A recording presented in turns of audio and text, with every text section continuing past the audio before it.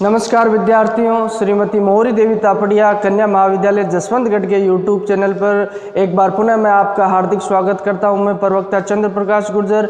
आज की क्लास हमारी BA द्वितीय वर्ष के छात्रों हेतु इतिहास विषय की होगी और इतिहास विषय के दौरान जैसा कि आपको सभी को विदित होगा, हम फिरोज शाह तुगलक के बारे में अध्ययन करते हैं। तो एक बार काफ़ी लंबे समय के पश्चात जो अवकाश, दीर्घावधि अवकाश के पश्चात हम पुनः अपना अध्ययन सुचारू रूप से संचालित करते हैं और आशा और उम्मीद करता हूँ कि आप पुनः अब नियमित अध्ययन सुचारू रूप से करेंगे। तो बात करते हैं, तो हम दिल्ली सल्तनत को पढ़ रहे हैं। एक बार हम उसका पुनः जो रिवीजन करते हैं, तो दिल्ली सल्तनत के तहत हम जो तुगलक वंश है उसको पढ़ रहे हैं। दिल्ली सल्तनत में बात की जाए तो 5 जो वंश होते हैं, जो शासक वंश होते हैं, उनका अध्ययन हम करते हैं। मुख्यतः बात की जाए तो गुलाम वंश जो प्रथम दिल्ली के शासक रहते हैं, गुलाम वंश के पश्चात खिलजी वंश के पश्चात तुगलक वंश के पश्चात हम सैयद वंश का अध्ययन करेंगे, उसके पश्चात हम लोधी वंश। इन 5 वंशों का अध्ययन करने के पश्चात हम मुगल काल को पढ़ते हुए मध्यकालीन भारत का इतिहास को पूर्ण करेंगे। तो बात की जाए तो हम तुगलक वंश को पढ़ रहे हैं। अगर बात की जाए, आपको पीछे की क्लास में भी मैंने पढ़ाया है और आपको याद भी होगा अच्छे से कि तुगलक वंश की स्थापना कब होती है। खिलजी वंश की समाप्ति के पश्चात तुगलक वंश की स्थापना होती है। 1320 ईस्वी में खिलजी वंश समाप्त हो जाता है और गियासुद्दीन तुगलक के द्वारा जो तुगलक वंश की नींव डाली जाती है। और तुगलक वंश के दौरान हमने 2 शासकों के बारे में पढ़ लिया, उनका अध्ययन कर लिया है।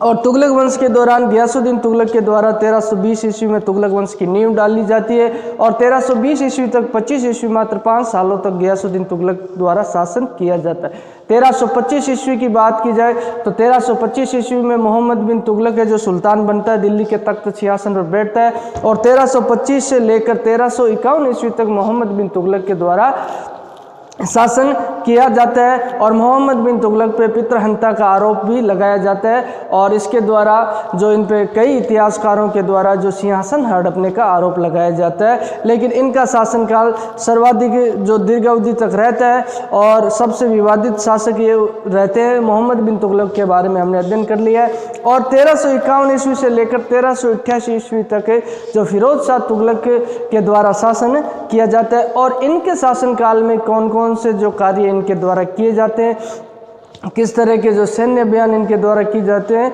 जो फिरोज शाह तुगलक के बारे में, तो उनके बारे में भी हमने अध्ययन कर लिया। और अन्य जो कार्य इनके द्वारा फिरोज शाह तुगलक के द्वारा करवाए जाते हैं उनके बारे में हम आज पढ़ते हैं। और ये फिरोज शाह तुगलक पढ़ने के पश्चात जो परवर्ती अगर तुगलक शासकों की बात की जाए तो उनके बारे में कोई विशिष्ट जानकारी नहीं रहती है। और सैयद और लोधी वंश का जो अध्ययन की बात की जाए तो उनका भी विस्तृत अध्ययन हमें यहाँ देखने को नहीं मिलता है। उसके पश्चात जो सैयद और लोधी वंश को पढ़ने के पश्चात हम मुगल काल को शुरू करेंगे। तो बात करते हैं आज फिरोज शाह तुगलक की। तो फिरोज शाह तुगलक के द्वारा जो फिरोज शाह तुगलक को जब मोहम्मद बिन तुगलक की जो अकस्मात मृत्यु हो जाती है जो बीमारी से, और उसके पश्चात है जो सिंध थट्टा में इसे जो शासक बना दिया जाता है उलेमाओं के द्वारा और अमीर वर्ग के द्वारा। तो उसके पश्चात ये वहीं पे इनका जो राज्याभिषेक हो जाता है जो सैनिक शिविर में राज्याभिषेक होने के पश्चात ये दिल्ली आते हैं और दिल्ली के सिंहासन पर जो अपना अधिकार कर लेते हैं। तो इनके द्वारा कई जो अन्य कार्य किए गए, परोपकारी कार्यों की बात की जाए तो इनके द्वारा जो समाज कल्याण के लिए और अपने राज्य कल्याण के लिए जो कार्य किए गए हैं उनकी बात की जाए तो उनमें मुख्यतः देखा जाए तो उनके द्वारा एक रोजगार दफ्तर की स्थापना की गई। ये रोजगार दफ्तर क्या होता है इसके बारे में मैं बताता हूँ आपको। रोजगार दफ्तर है जो इनके द्वारा किसके द्वारा खोला जाता है। ये प्रतियोगिता परीक्षा की दृष्टि से भी काफ़ी महत्वपूर्ण क्वेश्चन ऐसे ही पुटअप होते हैं। अगर आप किसी जो सरकारी नौकरी के लिए तैयारी कर रहे हो तो उसमें ऐसे ही क्वेश्चन पुटअप होते हैं। तो रोजगार दफ्तर जो किसके द्वारा खोला गया, सीधा क्वेश्चन अगर आपसे पूछ लिया जाए तो इसका आंसर होगा फिरोज शाह तुगलक के द्वारा खोला गया। अब रोजगार दफ्तर में क्या होता है, जो बेरोजगार लोग होते, बेरोजगारी की समस्या आज की नहीं है तो पहले से भी बेरोजगारी की समस्या रहती थी। तो उस समय जो बेरोजगार लोग होते थे उनको पंजीकृत कर दिया जाता था, उनका नाम या रिकॉर्ड जो लिख लिया जाता और उसके पश्चात उनकी प्रतिभा के अनुसार जिस काम के लिए योग्य हैं वैसे काम उनको अगर कहीं पे उपलब्ध होते तो इनके द्वारा रोजगार दफ्तर के द्वारा और संबंधित व्यक्ति को सूचना दी जाती थी और उसे रोजगार उपलब्ध और मुहैया करवाया जाता है। अब बात करते हैं दीवान खैरात।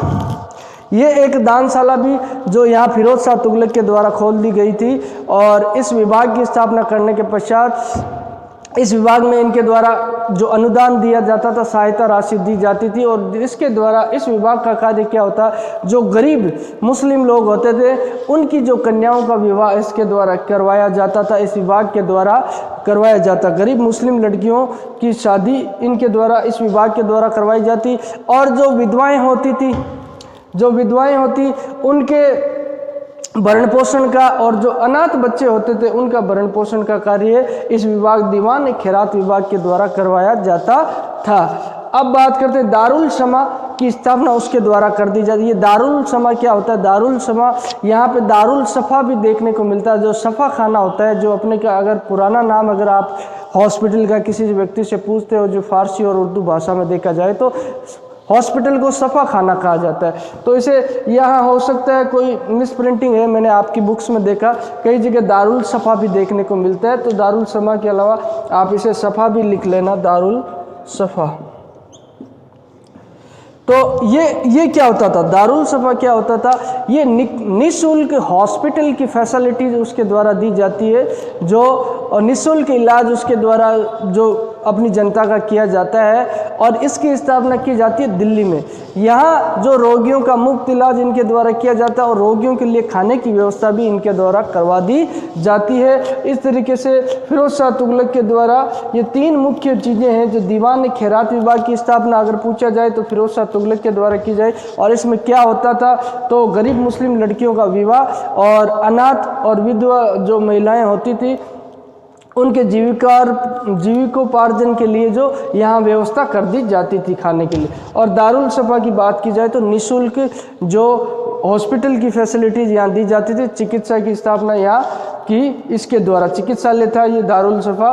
और उसके अलावा जो विदेशी पर्यटक होते जो कई बार जो आप देखते हो जैसे इब्न बतूता आया था भारत मोहम्मद बिन तुगलक के समय, ऐसे जो विदेशी पर्यटक और जो कई विद्वान आते थे, यात्रियों को इसके द्वारा कई जगह आर्थिक सहायता भी दी गई। कई व्यक्ति और यात्रियां उनको आर्थिक सहायता देकर उन्हें पुनः वापस अपने जो क्षेत्र देश में भिजवाया गया।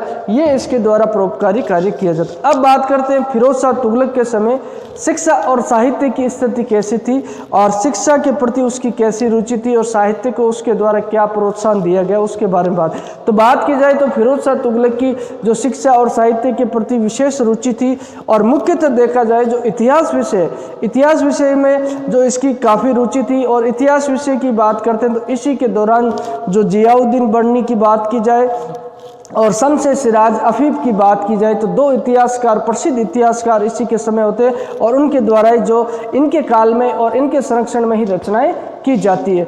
और विद्वानों और साहित्यकारों को इसके द्वारा काफ़ी संरक्षण प्रदान किया गया और उनको काफ़ी आर्थिक सहायता इसके द्वारा दी जाती है। और इसके समय में कई एक बात मुख्यतः देखी जाए तो ये बड़ी दुर्भाग्य की बात रहती है कि फिरोज शाह तुगलक काफ़ी धर्मांध व्यक्ति था और इस्लाम धर्म को प्रचारित करने के लिए इसने शिक्षा और साहित्य का प्रयोग किया। बाकी धर्मों की बात की जाए तो बाकी धर्मों से इनका अलगाव रहता है। और बात की जाए कई हिंदू धर्म से संबंधित जो ग्रंथ होते हैं, इन धर्मों से संबंधित ग्रंथों का भी इसके द्वारा अनुवाद करवाया जाता है, फारसी भाषाओं में अनुवाद करवाया जाता है। तो इसके शिक्षा और साहित्य के प्रति जो बात की जाए तो इसके द्वारा कई जो विद्यालयों की स्थापना है, जो मदरसे वगैरह है, पाठशाला हैं, मठ जो जहाँ पे धार्मिक शिक्षा दी जाती है, मदरसा कह सकते हो, मठ कह सकते हो, उनकी स्थापना इसके द्वारा करवा दी जाती है। और कई योग्य और विद्वान व्यक्तियों की नियुक्तियाँ इसके द्वारा करवाई जाती है क्योंकि शिक्षा के प्रति इसकी काफ़ी रुचि यहाँ पर देखने को मिलती है। और इन विद्यालयों को ग्रांट उपलब्ध करवाया जाता है, ग्रांट यानी अनुदान, जो सहायता राशि है विद्यालयों को संचालित करने के लिए सहायता राशि फिरोज शाह तुगलक के द्वारा यहाँ उपलब्ध करवाई जाती है। और उन विद्यालयों में जो प्रतिभाशाली जो विद्यार्थी पढ़ते हैं उन प्रतिभाशाली विद्यार्थियों को जो स्कॉलरशिप यहाँ अवेलेबल करवाई जाती है, यानी छात्रवृत्ति की व्यवस्था इसके द्वारा कर दी जाती है, क्योंकि शिक्षा और साहित्य के प्रति इसकी काफ़ी विशेष रुचि अपने को देखने को मिलती है। और फारसी भाषा को यहाँ पे राजकीय संरक्षण प्राप्त होता है और फारसी भाषा ही यहाँ मुख्य भाषाएं रहती है। और इसी दौरान भी अगर बात की जाए वर्तमान समय तक फारसी भाषा के कई शब्दों का प्रयोग किया जाता है अपने दैनिक आम जीवन में, क्योंकि मुगल काल में भी जो राजकीय भाषाएं रही है वो फारसी भाषाएं रही है। जो कई चीज़ें जैसे अधिवक्ता है, ये है अधिवक्ता जिसे अपन कहते हैं, और कई जो न्यायिक क्षेत्र में भी नाम है जो अभी भी वर्तमान समय में बात की जाए तो जो अदालत है फारसी भाषा का शब्द है, तो इन शब्दों का प्रयोग किया जाए। फारसी भाषाओं का इसके समय काफ़ी प्रोत्साहन अपने को देखने को मिलता है। और इस्लाम धर्म को तो संरक्षण इन्होंने दे ही रखा था, क्योंकि ये खुद कट्टर इस्लामिक प्रवृत्ति, ये बात थोड़ी दुर्भाग्य की रहती है। फिरोज शाह तुगलक के द्वारा यहाँ इस्लाम धर्म के प्रति तो काफ़ी विशेष गहरी रुचि दिखाई और बाकी अन्य धर्मों को यहाँ पे जो प्रताड़ित किया जाता है इनके द्वारा। और शिक्षकों की बात की जाए जो टीचर्स वगैरह लगाते थे उनको भी धार्मिक जो प्रशिक्षण इनके द्वारा दिया जाता था। और इस्लाम प्रचार प्रसार का मुख्यतः देखा जाए तो इनके द्वारा यहाँ पे कार्य किया जाता है। अब दो इतिहासकारों की जिसकी हमने बात की थी, जियाउद्दीन बर्नी और शम्स सिराज अफीफ की, दो प्रसिद्ध इतिहासकार इसके समय में हुए। क्योंकि अगर बात की जाए तो इतिहास में भी फिरोज शाह तुगलक की विशेष रुचि अपने को देखने को मिलती है। तो तारीख फिरोज शाही एक पुस्तक लिखी जाती है, फतवा ए जहांदरी। ये दो पुस्तकें हैं, ये दो बुक है, ये बुक्स है। अगर इनकी बात की जाए तो इन बुक्स के जो राइटर है, लेखक है बर्नी का अगर पूरा नाम अगर बताऊं मैं आपको, जियाउद्दीन बर्नी इनका पूरा नाम है, जो पीछे भी क्लासों में भी हमने जिक्र किया होगा। और उसके अलावा जो शम्स सिराज अफीफ जो इतिहासकार रहते हैं उनके द्वारा भी तारीख फिरोज शाही यहाँ पे लिखी जाती है। दोनों सेम पुस्तकें हैं, इनका नाम तारीख फिरोज शाही यहाँ अपने को देखने को मिलता है। तो यहाँ पे भ्रमित होने की आवश्यकता नहीं। अगर प्रतियोगिता परीक्षा की दृष्टि से ऐसे क्वेश्चन अगर आपको मिलते हैं कि तारीख फिरोज शाही के लेखक कौन है, तो ये बात निश्चित रूप से समझ लीजिए आप कि दोनों ऑप्शन में आपको नहीं मिलेंगे विकल्प। जियाउद्दीन बर्नी और शम्स सिराज अफीफ दोनों एक साथ नहीं मिलेंगे, इनमें से कोई भी एक मिलता है आपको वो सही आंसर रहता है। अगर आपको आंसर में मिलते हैं विकल्प में तो मुख्यतः क्वेश्चन को रॉन्ग माना जाएगा, उसमें कोई डरने वाली बात नहीं है। अब बात की हमने तो धर्मांधता, तो इतिहासकारों में भी अपने को इस समय धर्मांधता देखने को मिलती है और इस्लाम धर्म से काफ़ी प्रभावित उनको देखने को मिलता है और उनकी रचनाओं में इस्लाम धर्म के प्रति जो समर्पण अपने को देखने को मिलता है। तो ये शिक्षा और साहित्य की स्थिति रहती है। और खुद विशेष रुचि होने के कारण जो फिरोज शाह तुगलक के द्वारा एक जो अपनी आत्मकथा खुद के द्वारा लिखी गई थी, और आत्मकथा की बात करें तो फुतुहात ए फिरोज शाही जो फिरोज शाह तुगलक खुद जो शासक के द्वारा लिखी गई जो आत्मकथा यानी अपनी जीवनी बायोग्राफी इनके द्वारा लिखी जाती है। और जो कई जो संस्कृत से हिंदू धर्म के संबंधित संस्कृत भाषा के कई ग्रंथ अपने को होते हैं, उन संस्कृत भाषाओं के जो दार्शनिक ग्रंथ है, दार्शनिक ग्रंथों का और जो वैज्ञानिक ग्रंथ है उनका जो अनुवाद है यहाँ पे अनुवादकों के द्वारा जो फारसी भाषा में अनुवाद करवाया जाता है, किसके द्वारा करवाया जाता है? फिरोज शाह तुगलक के द्वारा करवाया जाता है। और उन्हीं में से एक ग्रंथ है दलाइल फिरोज शाही है। इस ग्रंथ का जो अनुवाद फारसी भाषा में करवाया गया है। भारतीय ज्ञान, हिंदू धर्म और दर्शन से संबंधित जो की पुस्तकें हैं उनका इनके द्वारा जो अनुवाद करवाया जाता है।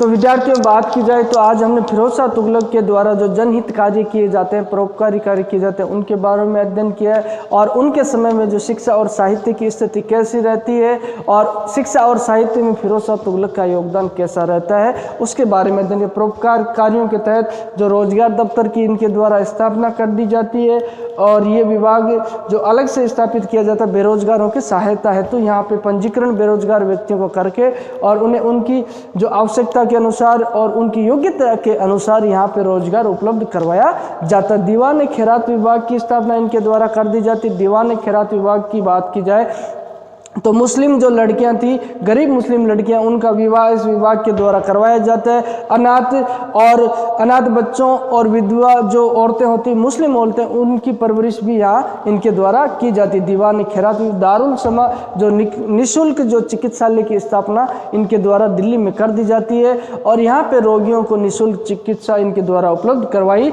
जाती है, जिसे सफा खाना भी कहा जाता है। विदेशी पर्यटनों यात्रियों की भी इसके द्वारा कई समय पे आर्थिक सहायता की जाती है और ये परोपकारी कार्य की इनके द्वारा फिरोज शाह तुगलक के द्वारा किए जाते हैं। और शिक्षा और साहित्य के प्रति अगर बात देखी जाए तो इनकी विशेष रुचि और गहरा लगाव हमें देखने को मिलता है। और इतिहास विषय में जिस विषय का हम अध्ययन कर रहे हैं उनके प्रति भी जो यहाँ पे काफ़ी जो इनकी जो रुचि, विशेष रुचि देखने को मिलती है और इनके द्वारा अपनी जो जीवनी लिखी जाती है, जो फतवात फिरोज शाही, और जिसके लेखक स्वयं फिरोज शाह है, उनमें इस पुस्तक में अपनी जीवनी और आत्मकथा इनके द्वारा लिख दी जाती है। जियाउद्दीन बर्नी और शम्स सिराज अफीब जो इतिहासकार हैं, काफ़ी प्रसिद्ध इतिहासकार, इन्हीं के समय होते हैं और इन इतिहासकारों को फिरोज शाह तुगलक के द्वारा संरक्षण प्रदान किया जाता है और इन्हीं के समय में इनके द्वारा अपनी रचनाएं की जाती है। और बात की जाए तो इस समय के इतिहासकारों में जो यहाँ धर्मांधता देखने को मिलती है, फिरोज शाह तुगलक के द्वारा इस्लाम धर्म के प्रचार प्रसार हेतु जो शिक्षा का प्रयोग यहाँ पे किया गया, कई जो मदरसे और मठों की स्थापना इनके द्वारा कर दी जाती है। और इस तरीके से जो फिरोज शाह तुगलक के समय में अपने को यह जो शिक्षा और साहित्य की स्थिति और उसके द्वारा किए गए जो उनके द्वारा किए गए परोपकारी कार्य देखने को मिलती है।